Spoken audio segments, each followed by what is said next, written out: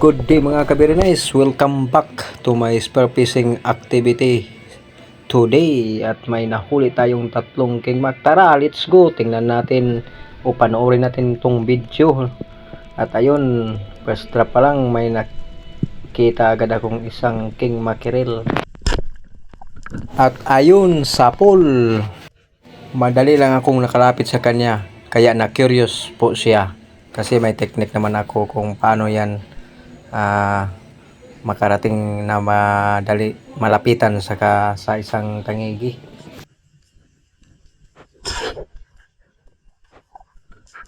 Inuulit ko po sa mga beginners dyan, silent hunting mode para sa tangigi o king mackerel. So dapat iwasan yung paggalaw ng fins. So adagdag kayo ng weights, pero limit lang po yung depth nyo kasi mabigat na po.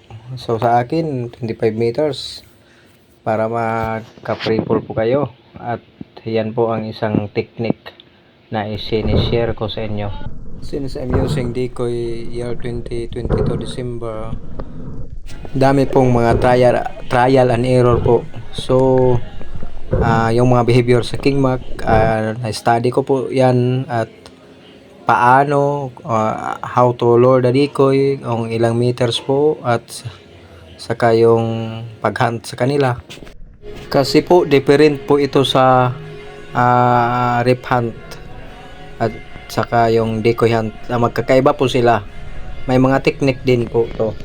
At ayun, may nakita na naman akong isang king mackerel pero nakawala. Sayang yun mga kabirinays.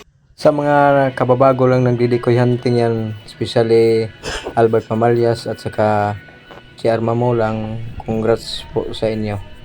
Madali kayong natuto mga kamaster. Huwag ka nagri sa dagat mga kabirinays. Na itulo dito na natin, babaw na po. Ang napo doon tungkol na may aring usa.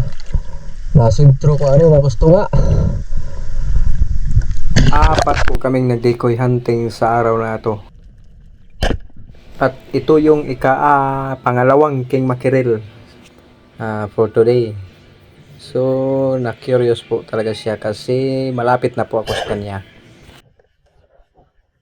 At ayun, sa pool, kwartang linaw na po.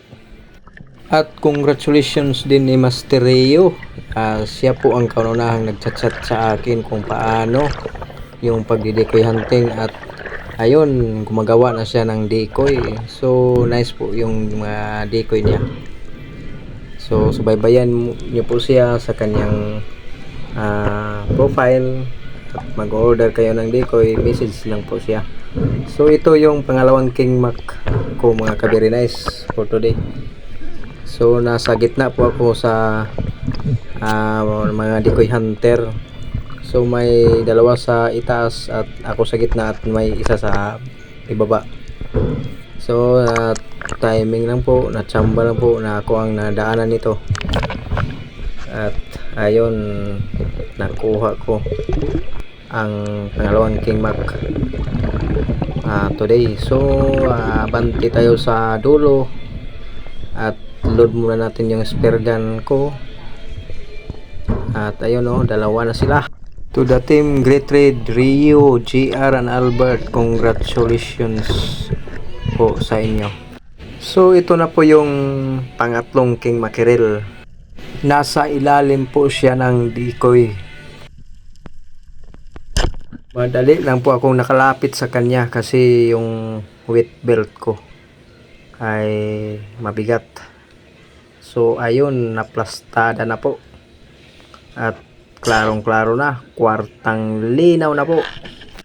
At saka yung mga beginners pa dyan, gustong matuto kung paano to i-hunt o anyo po kayo sa decoy hunting, message nyo po ako at may available po tayong decoy dito kasi yung gumagawa ay yung kaibigan ko po, si Dodski Spear Fishing. At ako lang ako po ang mag-ano sa inyo, mag-tutor kung paano, on how to use it, then mga activities dyan o para di kayo maboring kasi yung iba nabuboringan pag mag-decoy hunting. kasi may oras din yung mga king mackerel kung saan sila dadaan. Adlaw sa tanan no og naundang sa alauna sa hapon pit sa 14 sa Abril ay panikay-sikay diha sa kadalanan ug sa kadagatan ug natay kuha nga tuloron. Marami pong salamat sa panonood at God bless everyone.